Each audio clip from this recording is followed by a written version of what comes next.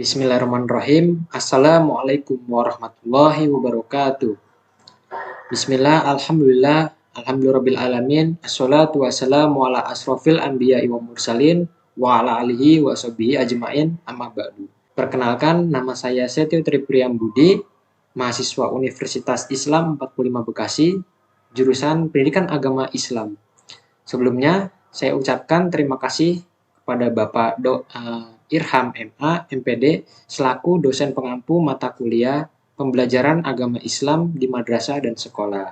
Pada kesempatan kali ini, saya akan membawakan salah satu materi, yaitu strategi dan model pembelajaran di luar negeri, yaitu di Singapura. Singapura merupakan sebuah republik parlementer dengan sistem pemerintahan parlementer unikameral Westminster yang mewakili berbagai konstituensi. Nah, konstitusi Singapura menetapkan demokrasi perwakilan sebagai sistem politik negara. Jumlah penduduk Singapura ini memiliki persentase warga asing tertinggi ke-6 di dunia. Sekitar 42% penduduk Singapura adalah warga asing dan mereka membentuk 50% sektor jasa di negara itu. Singapura ini memiliki ekonomi pasar yang sangat maju, yang secara historis berputar di sekitar perdagangan entrepot, bersama dengan Hong Kong, Korea Selatan, Taiwan, dan Singapura adalah satu dari 4 macan Asia. Mengapa saya memilih Singapura? Karena menurut saya Singapura memiliki daya tarik tersendiri, di mana negara ini sejajar dengan negara lain seperti Kanada, Finlandia, Irlandia, dan Estonia. Dalam model pembelajarannya, Singapura tidak lepas dari hal positif. Yang pertama, pendidikan adalah ekosistem. Singapura bergabung dalam daftar negara terkaya setelah deklarasi kemerdekaannya dari Inggris. Bahkan kekayaannya lebih besar dari berbagai negara Asia, Amerika Utara, dan Eropa. Oleh karena itu, sangat mungkin untuk menjadikan Singapura sebagai pemimpin sektor di bidang pendidikan. Lalu yang kedua, kurikulum sekolah dengan skill problem solving. Siswa dalam sistem pendidikan Singapura terkenal akan senang bekerja, menyelesaikan proyek, dan berpikir kreatif. Untuk memberikan bekal berupa keterampilan dan wawasan pemecahan masalah pada setiap mata pelajaran, maka setiap kelas memberikan pembelajaran. Selain itu, badan pengatur di Singapura secara aktif mengevaluasi dan mengembangkan sistem sekolah sebagai solusi kinerja. Dan yang ketiga, kurikulum nasional yang tepat sasaran.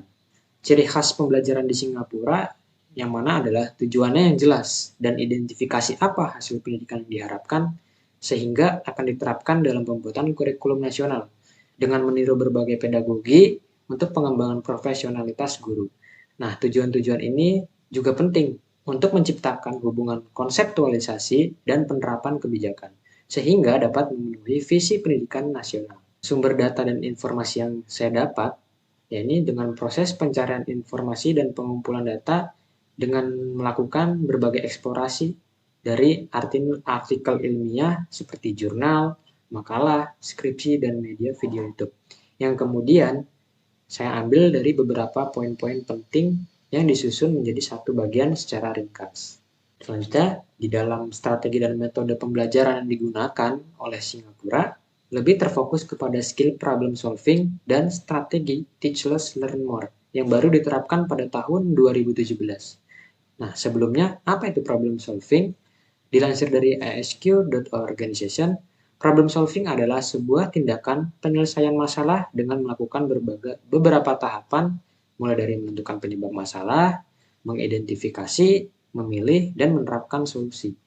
Jadi simpelnya atau sederhananya, problem solving itu artinya kemampuan untuk menemukan solusi terbaik dari suatu masalah dengan mengidentifikasi penyebabnya. Salah satu metode pembelajaran yang harus dipahami oleh seorang guru adalah metode problem solving. Melalui penggunaan metode problem solving, diharapkan peserta didik bisa belajar memecahkan masalah, juga dapat melatih siswa secara mandiri, mengidentifikasi penyebab masalah dan solusi dalam memecahkan masalah. Di samping itu, untuk mempermudah dalam menyelesaikan masalah, kita bisa menerapkan 5 langkah dasar. Yang pertama, cari tahu dan pahami masalah.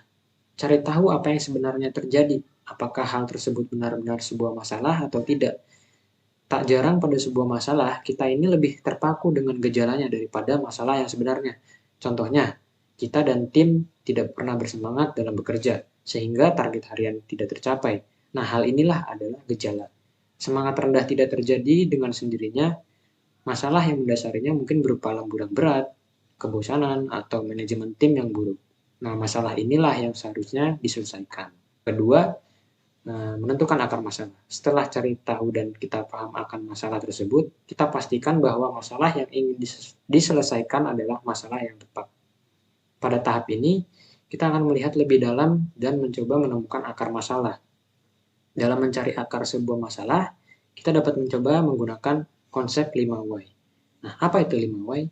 5 why adalah proses menganalisa masalah dengan teknik tanya jawab sederhana sebanyak 5 kali untuk menyelidiki hubungan sebab akibat yang menjadi akar dari suatu permasalahan. Contohnya, kamu mencoba mencari akar permasalahan dengan mempertanyakan, kenapa pekerjaan saya sering tidak selesai tepat waktu ya? Nah, ternyata penyebabnya adalah karena tidak bersemangat. Kemudian, kamu mempertanyakan lagi, kenapa tidak bersemangat? Dan penyebabnya adalah sering mengantuk. Jadi, setiap jawaban yang muncul akan kita pertanyakan sampai menemukan penyebab yang tidak bisa dipertanyakan lagi, atau bisa disebut sebagai akar masalah. Nah, akar permasalahan dari contoh tadi yaitu manajemen waktu yang buruk. Yang ketiga, mencari dan memilih solusi. Terkadang, solusi muncul dari hal-hal yang tidak terduga. Salah satunya dengan melakukan diskusi dengan anggota tim atau rekan kerja. Nah, setelah menemukan akar masalah, cobalah menggali beberapa ide yang berhubungan dengan masalah tersebut. Kemudian yang keempat, menerapkan solusi. Setelah menentukan solusi yang akan digunakan, tahap selanjutnya adalah menerapkan solusi tersebut ke dalam masalah. Contoh, ketika motor kita rusak, akan ada 2 pilihan solusi dari masalah tersebut. Melakukan servis biasa dalam jangka pendek atau mengganti spare part yang rusak dalam jangka panjang. Dengan berbagai pertimbangan, kita akhirnya memutuskan untuk mengganti bagian yang rusak. Hal tersebut ini merupakan salah satu contoh sederhana dari penerapan solusi.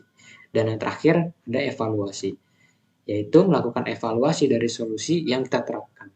Dengan melakukan evaluasi, kita bisa melihat seberapa efektif sih solusi tersebut, apakah bisa kita terapkan pada semua masalah atau tidak. Selain itu, dengan melakukan evaluasi, kita akan bisa mengatur strategi problem solving selanjutnya untuk permasalahan yang serupa. Sama halnya dengan soft skill lainnya, skill problem solving muncul dari pengalaman dan juga latihan. Kita masih bisa melatihnya dan mengembangkan kemampuan tersebut.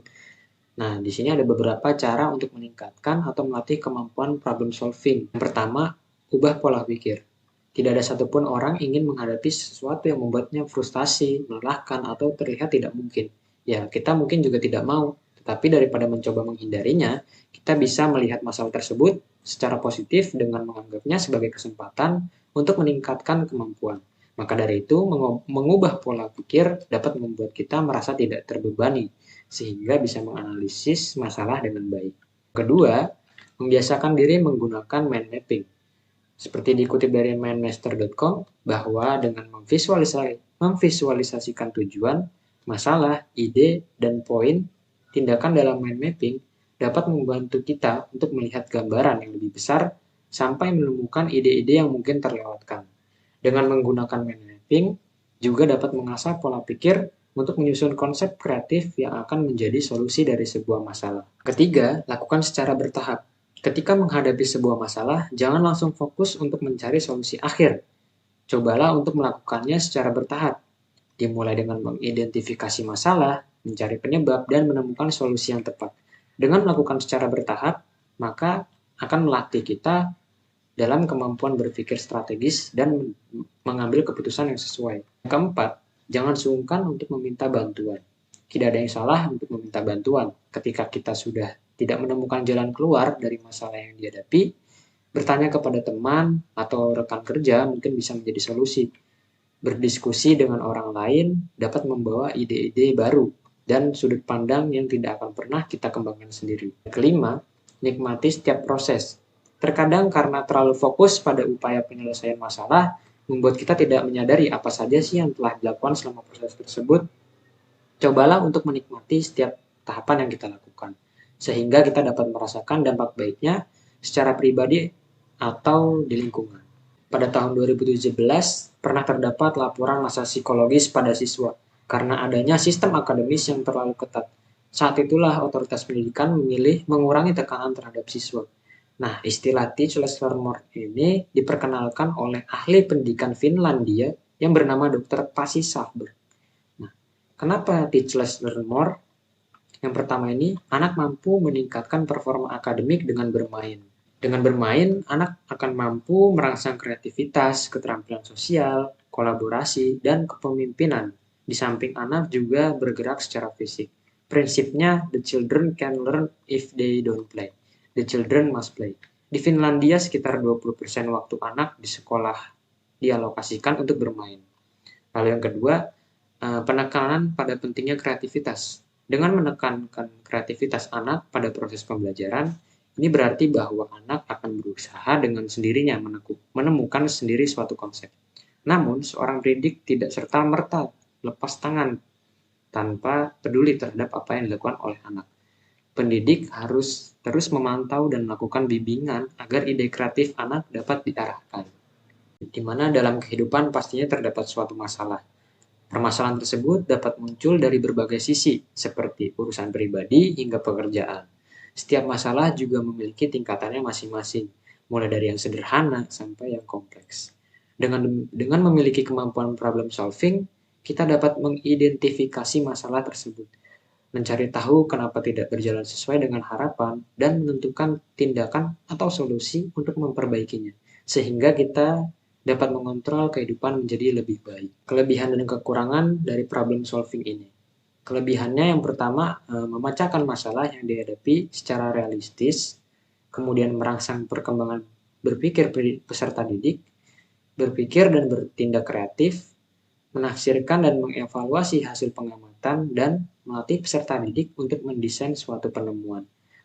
Nah, adapun kekurangannya, yang pertama itu melibatkan lebih banyak orang dan memerlukan banyak waktu. Pelaksanaan pembelajaran pendidikan agama Islam dengan metode problem solving, yaitu perencanaan pembelajaran dengan menggunakan metode problem solving pada mata pelajaran pendidikan agama Islam dapat meningkatkan prestasi belajar siswa dengan aplikasi penerapannya direncanakan sebaik mungkin yang terintegrasi dalam penyusunan silabus, program tahunan, program semester, rencana pelaksanaan pembelajaran atau RPP, dan materi pembelajaran serta LKS.